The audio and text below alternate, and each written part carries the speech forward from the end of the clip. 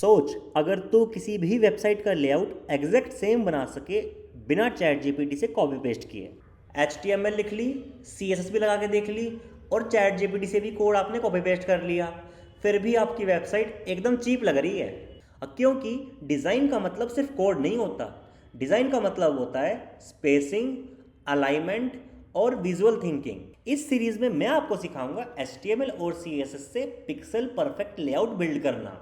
Landing page हो, portfolio हो या किसी भी वेबसाइट का लेआउट हो, आप उसको इजीली बिल्ड करना सीख जाओगे, ताकि जब भी कोई तेरी वेबसाइट देखे वो एक ही बात बोले, ओह यार यार ये कितनी औसम है यार।